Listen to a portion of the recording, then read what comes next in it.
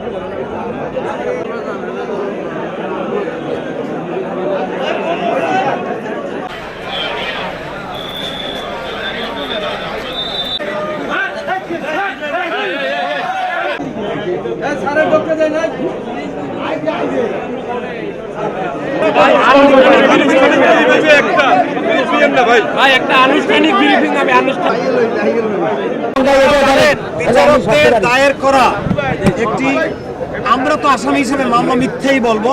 মিথ্যা মামলায় যার বাদী হয়েছিল পেশকার, অতিরিক্ত চিফ মেট্রোপলিটন ম্যাজিস্ট্রেট আদালতের পেশকার বাদী হয়েছিল, সেই আমরা মিথ্যাই বলবো। মিথ্যা মামলায় দায়ের করা মামলায় 12 জন আসামিদেরকে এজাহারভুক্ত করেছে। একজন আসামি আমাদের অ্যাডভোকেট সাদিমান লিঙ্কন, যিনি বরিশাল বাড়ির সভাপতি, তাকে সরাসরি যেদিন মামলা হয়েছে সে মামলা এজাহার হওয়ার পূর্বেই 4-5 ঘন্টা পূর্বেই তাকে গ্রেপ্তার করেছে।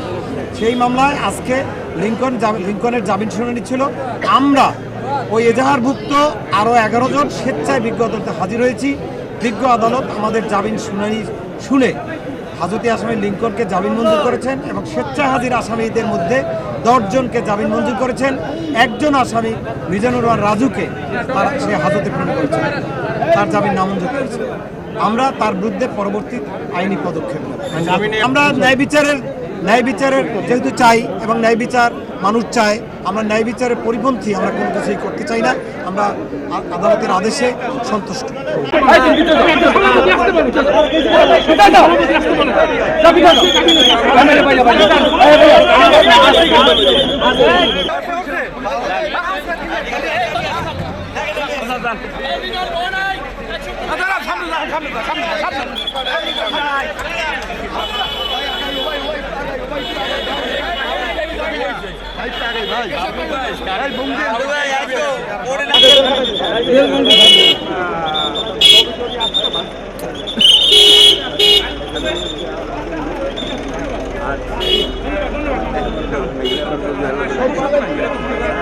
জামিন হয়েছে